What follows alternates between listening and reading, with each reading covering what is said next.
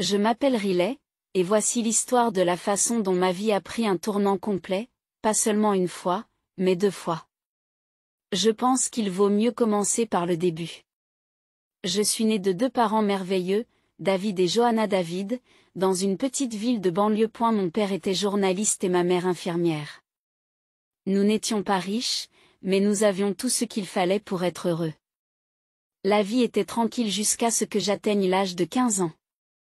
Une nuit a tout changé. C'était un vendredi soir pluvieux et mes parents rentraient d'un dîner. J'étais avec ma grand-mère, en train de regarder un dessin animé stupide, lorsque le téléphone a sonné. Je n'oublierai jamais le frisson que j'ai ressenti en entendant ma grand-mère pleurer dans la cuisine. Les jours suivants ont été marqués par la confusion et le chagrin d'amour. Ma mère était morte sur le coup dans un accident de voiture. Mon père avait survécu, mais il était gravement blessé. Lorsque j'ai finalement vu mon père à l'hôpital, il avait l'air d'une personne complètement différente. Ses jambes étaient écrasées et les médecins nous ont dit qu'il ne marcherait plus jamais. Quand je lui ai tenu la main, il a murmuré « Je suis tellement désolé, mon chéri. Je suis tellement désolé. » Je ne comprenais pas pourquoi il s'excusait. Ce n'était pas de sa faute. Plus tard, j'ai compris qu'il s'excusait pour la façon dont nos vies avaient changé, pour les moments difficiles que nous avions traversés, pour la mère que j'avais perdue et pour le père qu'il pensait ne plus pouvoir être. Mais mon père, David, était bien plus fort qu'il ne le pensait. Une fois qu'il est sorti de l'hôpital et qu'il s'est adapté à son fauteuil roulant, il s'est lancé à corps perdu dans son travail. Il avait toujours été un écrivain talentueux, et il mettait toute son énergie dans son travail de rédacteur en chef d'un grand journal de la ville. En grandissant, papa s'est assuré que j'avais tout ce dont j'avais besoin. Il m'a encouragé à m'inscrire dans des clubs, à me faire des amis et à vivre ma vie aussi normalement que possible. Mais en réalité, c'est avec lui que j'aimais le plus passer du temps. Nous regardions de vieux films, nous discutions de livres et il m'aidait à faire mes devoirs chaque fois que j'en avais besoin. Lorsque le moment est venu d'entrer à l'université, papa a insisté pour que j'aille à l'école. « Tu dois déployer tes ailes, mon enfant, disait-il. Ne t'inquiète pas pour MOI. Je me débrouillerai très bien. J'étais hésitant, mais au fond de moi, je savais qu'il avait raison. Je suis donc allé à l'Université d'État de New York et j'ai étudié la comptabilité. J'y ai rencontré Emma, qui est devenue ma meilleure amie. Grâce à elle, j'ai rencontré son cousin, Michael. Michael était gentil, drôle, et il n'a pas hésité quand je lui ai parlé de mon père. En fait, lorsqu'il a enfin rencontré mon père, ils se sont tout de suite entendus, partageant leur amour de la musique rock classique. Plus tard, Michael m'a dit, « Ton père est formidable et tu es incroyable pour tout ce que tu as fait pour lui. » Pour la première fois depuis l'accident de ma mère, j'ai ressenti un sentiment d'espoir. Peut-être pourrais-je avoir une vie normale, une vie remplie d'amour, de rire et même une famille un jour. Après avoir obtenu mon diplôme, la vie semblait se mettre en place. J'ai trouvé un emploi dans un service fiscal local et Michael a commencé à travailler comme chauffeur de camion longue distance. Nous sommes sortis ensemble pendant 4 ans et, par une fraîche soirée d'automne dans le parc où nous avions eu notre premier rendez-vous, il m'a demandé en mariage. J'étais aux anges, mais j'avais une condition. Oui, Michael, mais je ne peux pas quitter mon père. Il a besoin de moi. Michael a souri et m'a dit. Je ne voudrais pas qu'il en soit autrement. Nous vivrons tous ensemble. L'appartement de ton père est assez grand pour nous 3, n'est-ce pas? Notre mariage était petit et magnifique. Papa a insisté pour se déplacer en fauteuil roulant le long de l'allée pour m'offrir le mariage, et il n'y avait pas un œil sec dans la salle.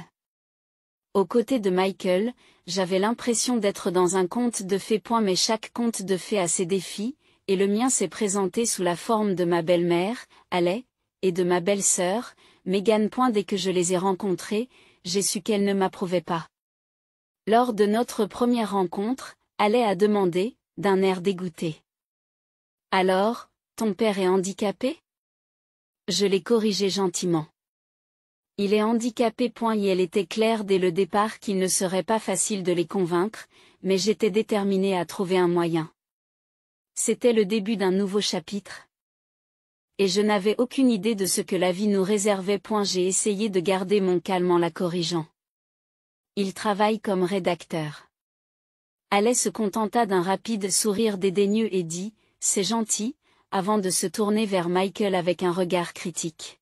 « Tu es sûr de toi, il y a tellement de filles gentilles issues de bonnes familles. » J'ai senti mon visage rougir à la fois d'embarras et de colère, mais avant que je ne puisse dire quoi que ce soit, Michael a pris la parole avec fermeté. « Maman, Riley vient d'une bonne famille. Le handicap de son père n'y change rien. Je l'aime et c'est tout ce qui compte. Haley s'est tue, mais je pouvais encore lire la désapprobation dans ses yeux. Sa fille, Megan, lui a emboîté le pas, et la froideur qu'elle dégageait toutes les deux était difficile à ignorer. Après le mariage, Michael est resté fidèle à sa parole et a emménagé avec papa et moi.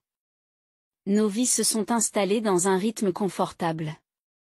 J'allais travailler au bureau des impôts, tandis que Michael parcourait de longues distances en voiture, parfois pendant plusieurs jours. Lorsqu'il était à la maison, nous prenions le repas en famille, mais lorsqu'Haley et Megan venaient nous rendre visite, tout était différent. Elles se comportaient comme si notre maison leur appartenait, reconnaissant à peine la présence de papa. Une fois, j'ai entendu Haley chuchoter à Megan. « C'est vraiment dommage. Michael aurait pu faire tellement mieux. Maintenant, il est coincé avec cette fille et son père infirme. S'ils ont des enfants, vous imaginez les gênes ?» Je me suis sentie furieuse, mais je me suis retenue pour le bien de Michael. Je me disais qu'il fallait garder la paix, mais cela m'épuisait. Un soir, après une autre visite tendue de Haley et Megan, je n'ai plus pu me retenir. Je me suis effondrée dans notre chambre et Michael m'a trouvée en larmes.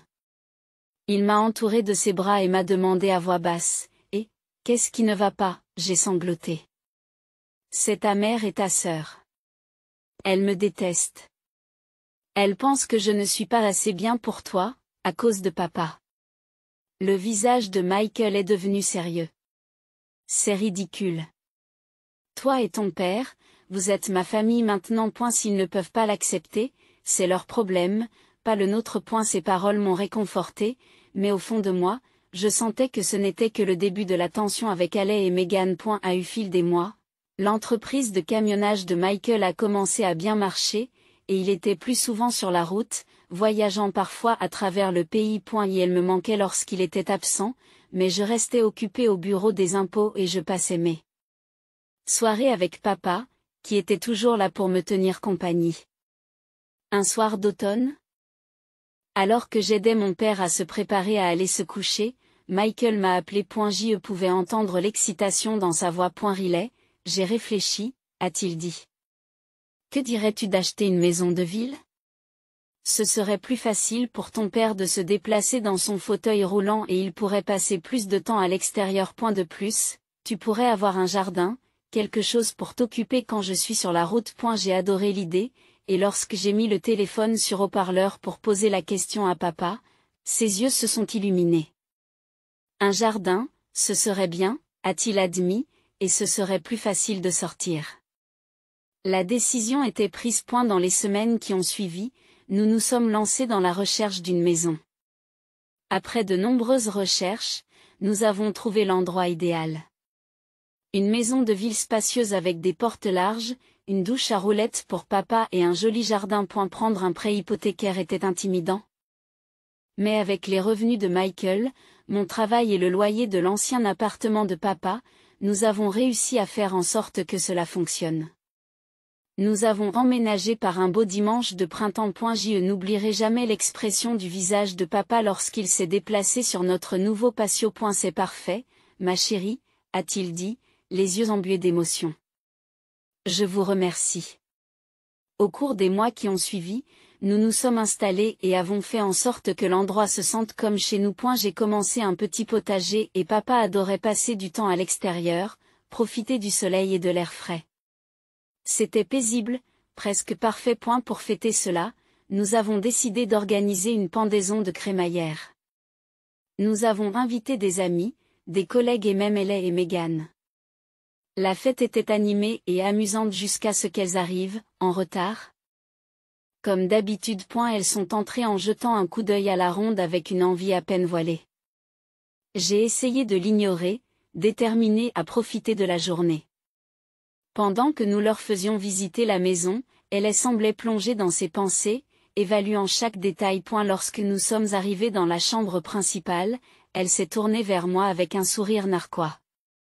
Tu sais, Riley, dit-elle à voix basse, cette chambre serait parfaite pour Michael et moi. Pourquoi ne pas envoyer son père dans une maison de retraite? Je pourrais alors m'installer ici. Ces mots m'ont fait l'effet d'une gifle. Je suis restée là, abasourdie, la colère montant en moi. J'avais envie de lui hurler dessus pour lui dire que papa était ma famille et que nous avions construit cette vie ensemble. Mais j'ai pris une grande inspiration et j'ai gardé mon calme. Mon père ne va nulle part, ai-je dit calmement mais fermement. C'est aussi sa maison. Le visage d'Elle se tordit de contrariété, mais je m'en moquais. J'y suis sortie, la laissant plantée là, et j'ai rejoint Michael, qui riait avec son père dans le jardin. Les voir heureux et détendus me rappelait ce qui comptait vraiment.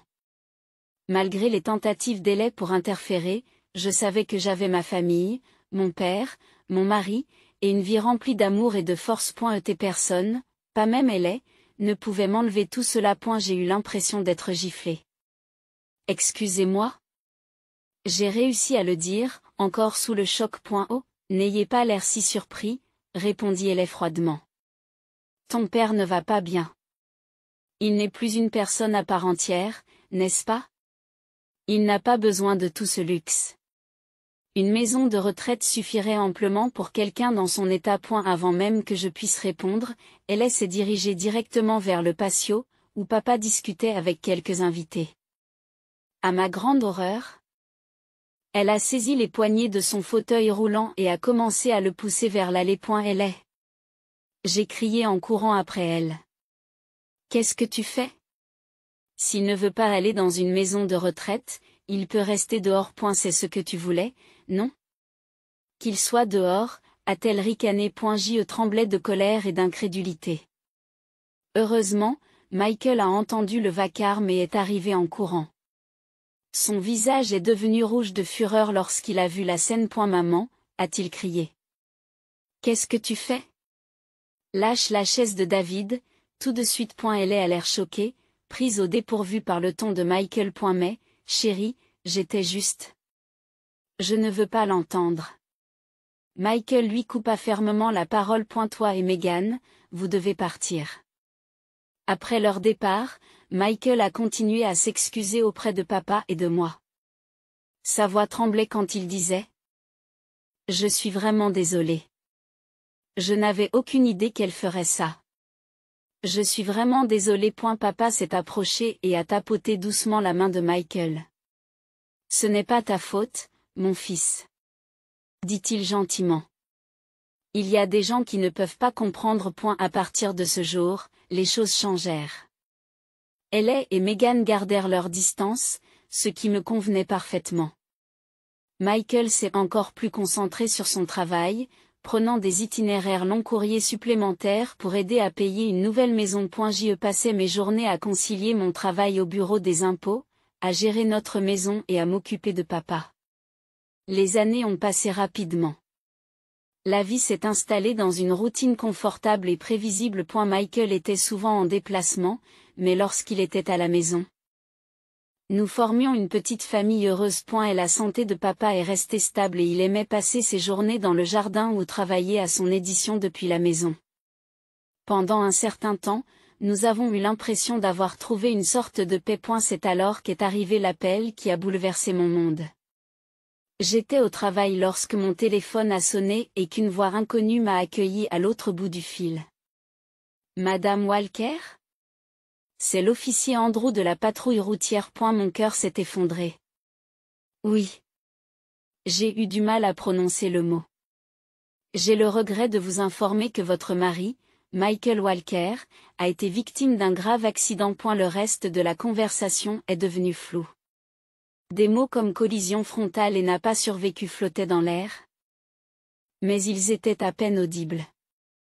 Je me souviens d'avoir remercié l'officier et d'avoir raccroché le téléphone. Et la réalité s'est lentement imposée. Michael n'était plus là. Et la semaine suivante a été marquée par le chagrin et l'incrédulité. J'ai organisé les funérailles comme si j'étais en pilote automatique, comprenant à peine ce qui se passait autour de moi. Et la veille des funérailles, j'ai finalement trouvé le courage d'appeler Ellie. Je savais qu'elle méritait d'apprendre la mort de son fils de ma bouche, et non par le biais d'un journal. Bonjour. C'est la voix tranchante de Ellie qui répond. Ellie, c'est Riley. Dis-je, la voix tremblante. C'est à propos de Michael. Il n'est plus là. Il y a eu un accident. Pendant un moment, il y eut un silence à l'autre bout du fil. Puis la voix de Ellie est revenue, mais elle était remplie de fureur. C'est ta faute, siffla-t-elle.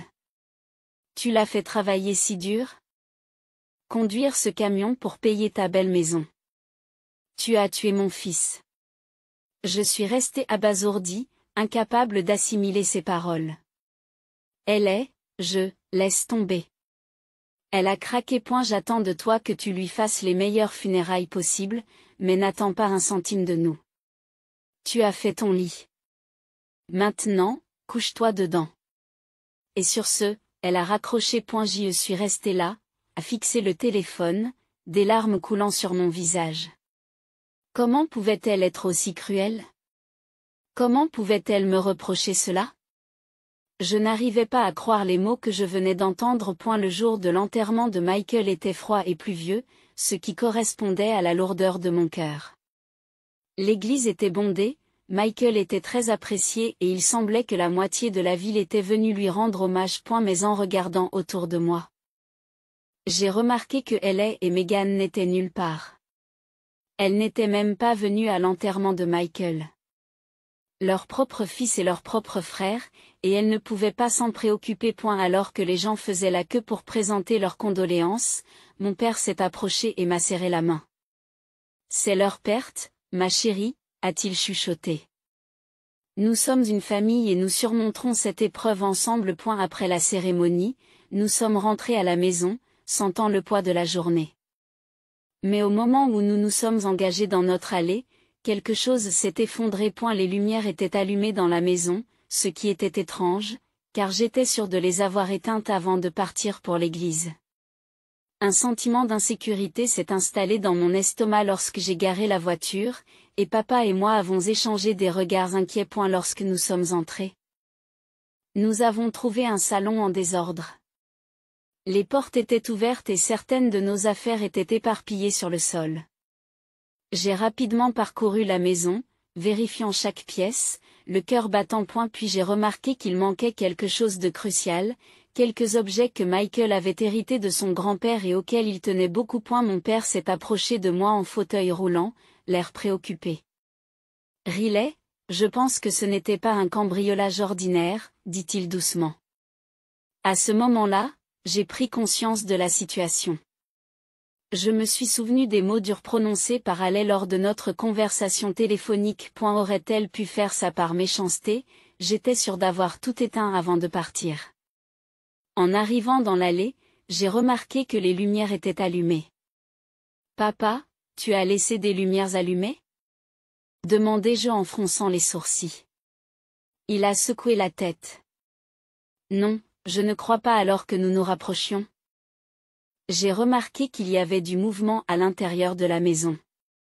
Mon cœur s'est mis à battre la chamade. Est-ce qu'on était en train de nous cambrioler le jour des funérailles de Michael?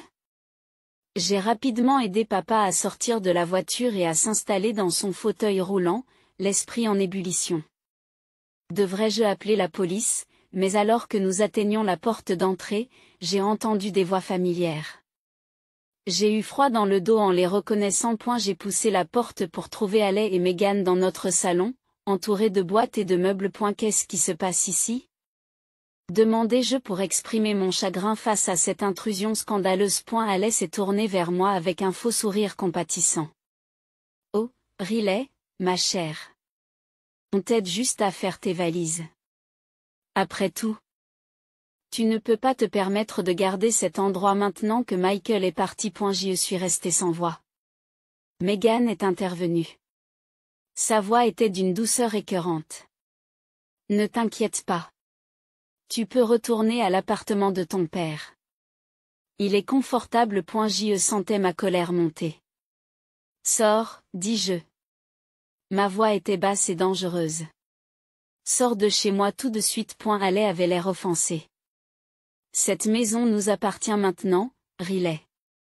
C'est le cas de tous les biens de Michael. Nous sommes sa famille, après tout. Comme si tu l'étais. J'ai explosé. Où étais-tu aujourd'hui à son enterrement? Oh, c'est vrai. Tu n'as même pas pris la peine de te montrer. Haley a fait un geste dédaigneux de la main. Nous étions occupés à prendre des dispositions. Maintenant, soyez une bonne fille et commencez à faire vos valises. On se retrouve demain dehors. Je n'arrivais pas à croire ce que j'entendais. Ces femmes n'avaient pas versé une seule larme pour Michael. N'avaient même pas assisté à ses funérailles, et maintenant elles essayaient de s'emparer de notre maison. J'appelle la police, dis-je en sortant mon téléphone. Haley et Meghan ont échangé des regards inquiets. Elles ne s'attendaient manifestement pas à ce que je me défende. Maintenant, Riley, commença Haley, mais je la coupai. Non. Tu as exactement 15 minutes pour sortir de chez moi avant que j'appelle les flics. C'est ma maison. Michael et moi l'avons achetée ensemble. Vous n'avez aucun droit d'être ici. C'était peut-être la détermination dans ma voix ou le feu dans mes yeux. Mais Haley et Meghan ont finalement semblé se rendre compte qu'elles avaient dépassé les bornes. Elles ont rassemblé leurs affaires et sont parties, mais pas avant que Haley ne se tourne vers moi avec un sourire narquois. Ce n'est pas fini, Riley. Tu auras des nouvelles de nos avocats. Les jours qui ont suivi l'enterrement de Michael ont été marqués par le chagrin, l'anxiété et une paperasserie sans fin. Je me lançais dans la gestion des affaires de Michael, en partie pour rester occupé, et en partie par crainte que Haley et Meghan n'essaient de s'approprier ce qui ne leur appartenait pas. Une semaine après les funérailles, j'ai reçu un appel d'un cabinet d'avocats local. Mon cœur a battu la chamade lorsque j'ai répondu, craignant que Haley ne mette sa menace à exécution. Madame Walker, d'une voix nette et professionnelle, m'a accueilli. C'est James, de James & Partners. Je vous appelle au sujet du testament de votre défunt mari. J'ai ressenti une lueur d'espoir. Son testament? Je ne savais pas qu'il avait gagné. Oui, madame. Monsieur Walker est venu nous voir il y a environ 5 mois. Et elle nous a demandé de vous contacter au cas où il décéderait. J'ai pris rendez-vous pour le lendemain, l'esprit en ébullition. Pourquoi Michael ne m'en avait-il pas parlé? Qu'est-ce que cela signifiait, le lendemain matin? Je conduisis papa dans le bureau de Monsieur James. L'avocat nous a accueillis chaleureusement, ses yeux bienveillants se plissant au coin. Madame Walker, Monsieur David, merci d'être venu. Je vous présente toutes mes condoléances. Il ouvre un dossier sur son bureau. Comme je vous l'ai dit, votre mari est venu nous voir pour rédiger son testament. Il a été très clair sur ses souhaits. J'ai retenu mon souffle lorsque Monsieur James a commencé à lire. Moi, Michael Walker, saint d'esprit, laisse par la présente tous mes biens à ma femme bien-aimée, Riley Walker. J'ai sursauté et papa a resserré sa prise sur ma main. Monsieur James a poursuivi en disant que cela comprenait notre maison, mon camion et toutes nos économies. Je souhaite que Riley utilise ses ressources pour s'occuper d'elle-même et de son père, David, que j'ai appris à aimer comme mon propre fils. Les larmes ont coulé sur mon visage. Même d'outre-tombe, Michael prenait soin de nous. Ce n'est pas tout. Dit doucement Monsieur James. Il me tendit une enveloppe. Monsieur Walker a laissé une lettre pour vous. Les mains tremblantes, j'ouvris l'enveloppe et commençai à lire. Ma très chère Riley, si tu lis ceci, c'est que je suis partie. Je suis vraiment désolée de vous avoir laissé, toi et David. Sachez que vous êtes tous les deux la meilleure chose qui me soit arrivée. J'ai fait ce testament parce que je sais comment ma mère et ma sœur peuvent être. Je ne voulais pas t'inquiéter, mais je devais m'assurer que David et toi seriez protégés. Je sais que tu seras forte, Riley. Prenez soin l'un de l'autre, et n'oubliez pas que je serai toujours avec vous en esprit. Je t'aime toujours, Michael. Lorsque j'ai fini de lire, je sanglotais en tenant fermement la main de mon père. Michael avait pensé à tout pour nous protéger, sachant exactement ce que Hailey et Meghan pourraient essayer de faire. Même s'il n'était plus là, il avait fait en sorte que nous soyons en sécurité. Cette nuit-là, j'ai ressenti un regain de force. L'amour et les projets de Michael m'ont donné le courage de faire face à tout ce qui pourrait arriver. Et quelles que soient les tentatives de Hailey et de Meghan, je savais que j'avais une base solide et la volonté de tenir bon. J'allais honorer la mémoire de Michael en gardant la maison que nous avions construite ensemble, en m'accrochant à la famille et à l'amour qu'il m'avait laissé. Et la lettre de Michael se terminait par des mots qui m'ont profondément touchée. Toi et David êtes ma vraie famille, Riley. Pas eux. Prenez soin l'un de l'autre, vivez pleinement votre vie et sachez que je veillerai toujours sur vous deux. Tout mon amour, Michael. Serrant la lettre contre ma poitrine, j'ai commencé à sangloter, ressentant un mélange de douleur et de gratitude. Papa avait lui aussi les larmes aux yeux. Sa main usée me tapotant le bras comme pour me rassurer sur le fait que nous allions nous en sortir ensemble. James nous a laissé un moment pour nous ressaisir avant de reprendre la parole. Madame Walker, il y a encore une chose. Le camion de votre mari était assuré, compte tenu des circonstances de l'accident, la compagnie d'assurance paiera la valeur totale de la police. J'ai levé les yeux, toujours en train de renifler, en essayant d'assimiler ces paroles. Qu'est-ce que cela signifie? Monsieur James m'a offert un petit sourire rassurant. Cela signifie que vous allez recevoir une grosse somme d'argent. Suffisamment pour payer votre hypothèque et plus encore. En quittant le bureau de l'avocat, je me suis senti libéré d'un poids. Michael s'était assuré que tout irait bien, même en son absence. Il avait pensé à tout. Lorsque nous nous sommes garés dans notre allée, j'ai remarqué une voiture familière garée dans la rue. Mon cœur a sombré lorsque j'ai reconnu la berline élégante de Hailey. Oh non, murmurai-je, redoutant ce qui allait suivre. Bien sûr, Hailey et Meghan attendaient sous notre porche. Mais cette fois, je n'avais pas peur. J'avais la lettre de Michael dans ma poche et la force de son amour dans mon cœur. Alors que nous nous approchions, la voix de Hailey prit un ton faussement doux. Riley, commença-t-elle, nous devons parler de la succession de Michael. Je me suis redressée et j'ai croisé son regard. Non, Hailey, nous ne devons pas. Michael m'a tout légué. Tout est légal et officiel. Et tu veux savoir pourquoi? Parce que nous étions sa vraie famille, pas toi. J'ai montré du doigt la rue. Maintenant, partez, s'il vous plaît. Vous êtes en train d'empiéter sur ma propriété. Pour une fois, Hailey est restée sans voix. Meghan lui tira le bras, chuchotant avec insistance, et avec un dernier regard venimeux. Elles montèrent finalement dans leur voiture et s'en allèrent. Les semaines qui suivirent furent très occupées, car je me lançai dans le règlement des affaires de Michael, reconnaissante de pouvoir ainsi me distraire de mon chagrin. L'indemnité d'assurance est arrivée comme Monsieur James l'avait annoncé, suffisamment pour rembourser notre prêt hypothécaire et il en restait encore beaucoup. Un après-midi, en rangeant le bureau de Michael, je suis tombée sur un petit carnet rempli de son écriture familière. Il s'agissait d'une sorte de journal dans lequel il avait consigné ses pensées et ses rêves concernant notre avenir commun. L'une des entrées a attiré mon attention, il pensait à créer un fonds d'études pour nos futurs enfants. Il voulait s'assurer qu'ils prennent le meilleur départ dans la vie. Mon cœur s'est serré en lisant ces mots. Nous avions parlé d'avoir des enfants un jour, mais nous avions décidé d'attendre d'être plus stables financièrement. Maintenant, en lisant les espoirs et les rêves privés de Michael, j'ai senti une nouvelle vague de chagrin m'envahir. Oh, Michael, murmurai-je en serrant le carnet contre moi. Nous avions tant de projets. Cette nuit-là, je n'ai pas pu dormir.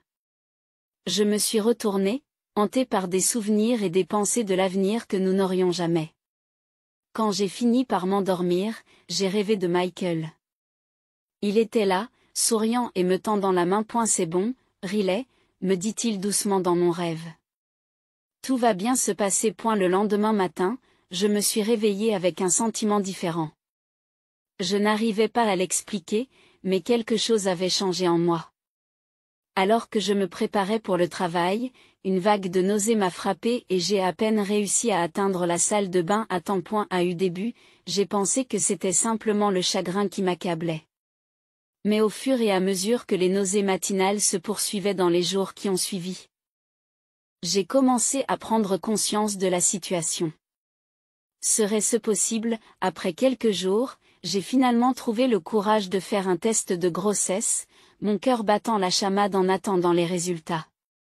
Lorsque les 2 petites lignes sont apparues, j'ai couvert ma bouche de choc, submergé par l'émotion. Je portais l'enfant de Michael. À ce moment-là, tout a changé. J'ai ressenti un profond sentiment de paix et de détermination, sachant qu'une partie de Michael continuerait à vivre dans notre enfant. J'ai imaginé son sourire, sa gentillesse et ses rêves continuer à travers cette nouvelle vie, un cadeau qu'il avait laissé derrière lui. Lorsque j'ai annoncé la nouvelle à mon père, ses yeux se sont remplis de larmes. Il m'a tendu la main et l'a serrée très fort. Michael serait si fier, a-t-il chuchoté. Cet enfant aura ce qu'il y a de mieux en vous. À partir de ce moment-là, je me suis attachée à construire un avenir pour mon bébé et à honorer la mémoire de Michael de toutes les manières possibles.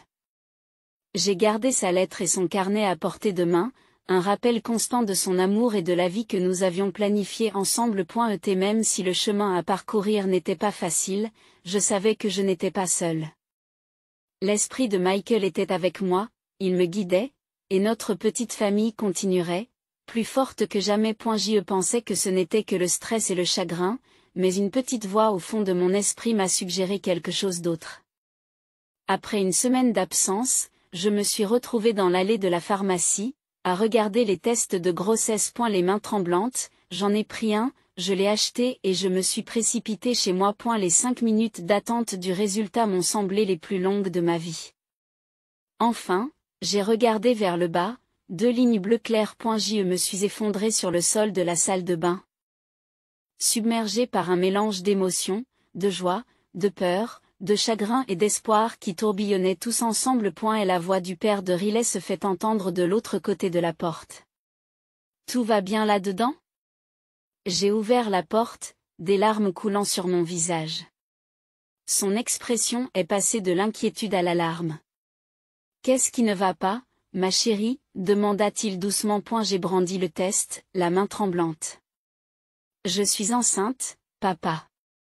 Puis je me suis effondrée dans ses bras en sanglotant. Il m'a serrée contre lui, me caressant les cheveux comme il le faisait quand j'étais petite. Ça va aller, a-t-il murmuré. Tout va bien se passer. Tu n'es pas seule, Riley. Et ce bébé est un cadeau. Un morceau de Michael qui continuera à vivre. Ces mots m'ont profondément touchée. Ce bébé était une partie de Michael, une continuation de notre amour. La peur qui m'habitait a commencé à s'estomper, remplacée par une détermination que je n'avais jamais ressentie auparavant. Tu as raison, dis-je en m'essuyant les yeux. Ce bébé est un cadeau. Et nous allons nous en sortir. Papa a souri, ses yeux se sont plissés de chaleur. C'est bien ma fille. Maintenant, allons te chercher quelque chose à manger. Tu manges pour 2 maintenant. Après tout, alors que nous nous dirigions vers la cuisine, j'ai senti une lueur d'espoir grandir en moi. Le chemin à parcourir serait semé d'embûches, mais avec mon père à mes côtés et l'enfant de Michael qui grandissait en moi, je savais que nous pourrions tout affronter. Au fur et à mesure que les mois passaient et que mon ventre grossissait, j'ai découvert une force que je ne soupçonnais pas. Papa est devenu mon roc, toujours là avec un mot gentil, une épaule sur laquelle s'appuyer ou une main. Secourable. Nous nous sommes installés dans une nouvelle routine, juste tous les deux, attendant avec impatience l'arrivée de cette nouvelle vie qui viendrait compléter notre petite famille. Par un après-midi ensoleillé, alors que je m'occupais du jardin que papa et moi avions planté ensemble, j'ai entendu une voiture s'arrêter. Mon cœur s'est serré lorsque j'ai reconnu la berline élégante de Haley.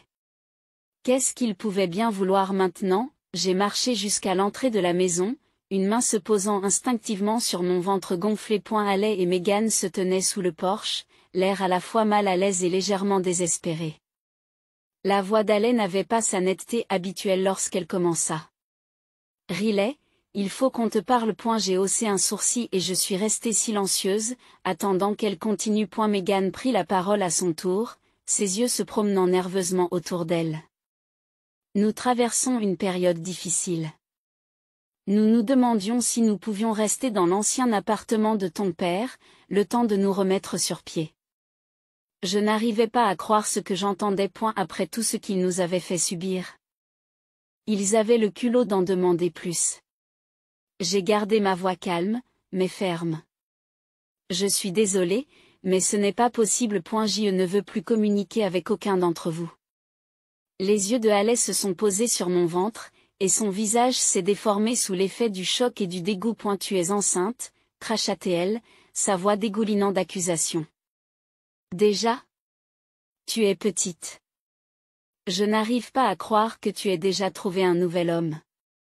Le corps de Michael n'est même pas froid, et voilà que tu portes l'enfant d'un autre homme. Un élan de colère s'est emparé de moi, mais je l'ai ravalé. Je ne leur devais aucune explication et je ne voulais surtout pas qu'ils se mêlent de la vie de mon enfant. Je me contentais d'esquisser un petit sourire secret qui sembla déstabiliser encore plus Allais. Ma vie personnelle ne vous concerne pas, dis-je calmement.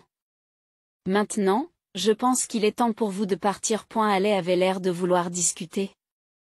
Mais quelque chose dans mon expression a dû l'arrêter. Elle a tourné les talons, a attrapé le bras de Megan et elles sont parties toutes les deux. Je les ai regardées partir et j'ai ressenti un profond sentiment de paix m'envahir. J'avais tenu bon, j'avais protégé ma famille et j'avais gardé ma dignité. Je savais que Michael aurait été fier.